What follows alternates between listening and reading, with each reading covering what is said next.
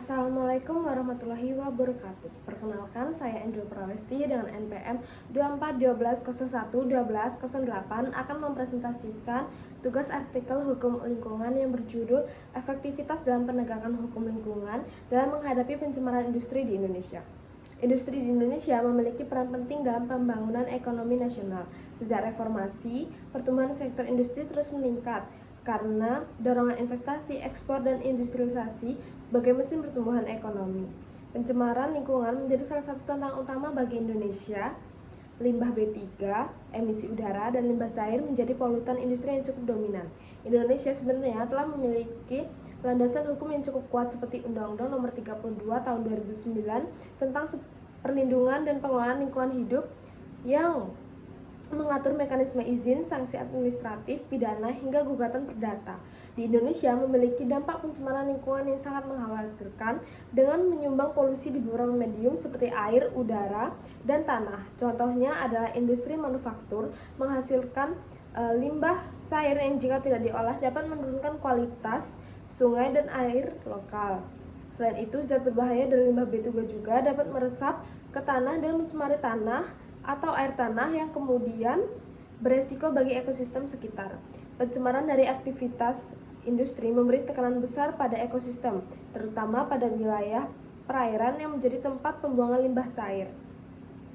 Kerangka hukuman lingkungan di Indonesia berpusat pada Undang-Undang Nomor 32 Tahun 2009 tentang perlindungan dan pengelolaan lingkungan hidup dipandang sebagai langkah maju karena memasukkan asas keberlanjutan dan asas kehati-hatian sebagai pijakan utama dalam kegiatan penyumbangan. Hukum ini juga menegaskan bahwa lingkungan bukan hanya sumber daya ekonomi, tetapi ruang hidup yang harus dijaga keseimbangannya agar tetap mendukung kehidupan manusia dan ekosistem di masa depan. Peran masyarakat dalam pengawasan lingkungan sebenarnya sudah lama berjalan, meskipun tidak selalu tercatat dalam dokumen resmi. Hal dapat dilakukan adalah kelompok mulai berinisiatif melaporkan dugaan pencemaran lewat komunitas lingkungan seperti forum RT atau jejaring organisasi lokal. Penegakan hukum Indonesia sebenarnya telah memiliki perangkat hukum yang cukup lengkap melalui Undang-Undang Nomor 32 Tahun 2009 dan berbagai peraturan turunan lainnya. Namun pelaksanaan di lapangan itu masih kurang dan banyak sekali hambatan seperti lemahnya pengawasan, tumpang tindih kewenangan, serta minimnya kesiapan teknis aparat dalam menangani kasus pencemaran. Kondisi ini membuat sanksi yang diberikan kepada pelaku industri belum memberikan efek jerah yang kuat.